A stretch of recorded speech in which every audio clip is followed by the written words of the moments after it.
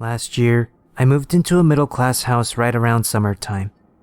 The move went smooth, and it seemed like everything was just working. Nothing broke during the cycle. I had plenty of friends to help me out. Hell, I even found $20 in my couch. Beer money? Hell yeah. Anyway, back to the house. For the first day or two, I thought life couldn't get any better.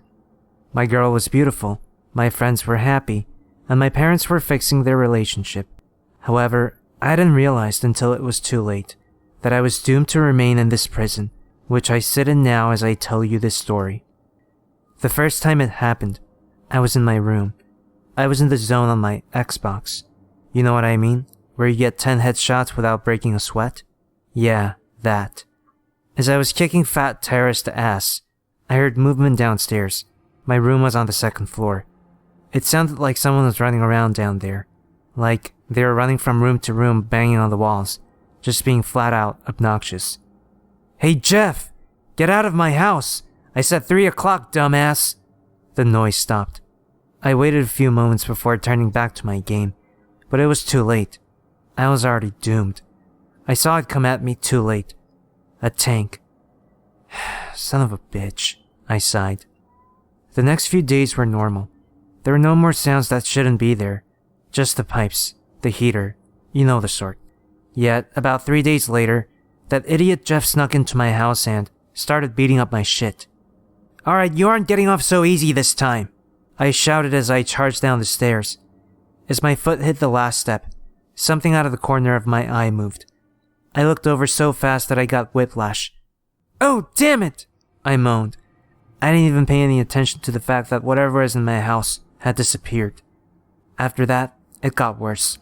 That same night, as I laid in bed, the banging started again. Not only was it worse, but it was on my floor of the house this time. I was sure I locked everything before I came up here. So here I was pissing my pants at 900 miles per hour while something destroyed my house. I actually pulled the blankets over me. Hey, I was scared as the noise approached my door.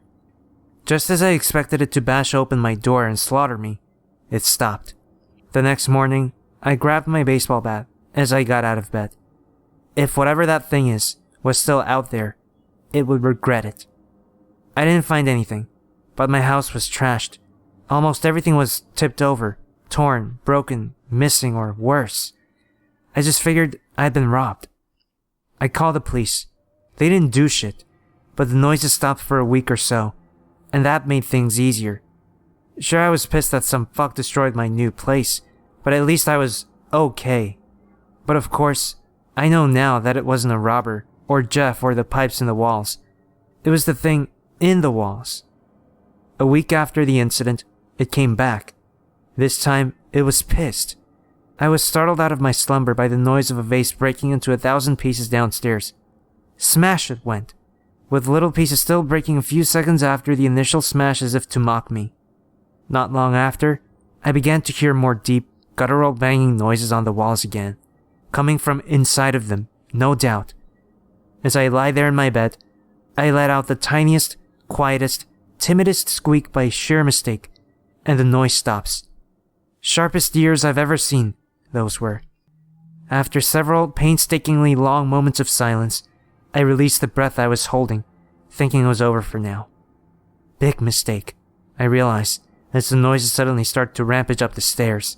Incredibly fast, incredibly loud, smack, crash, bang against my wooden floor. The beast, which I could now accurately call it, broke my door open with intense force, thrusting it all the way to the opposite side of the room. Being an intelligent individual, I had already hidden under my impenetrable field of safety known as the common blanket.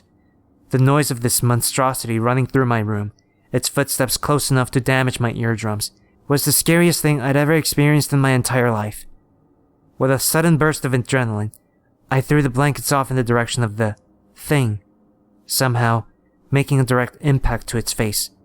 Whoever, or whatever this was stunned, but not for long, and I knew that. I frantically moved across my room, attempting to make it out the door, downstairs, outside, where I could attract public attention.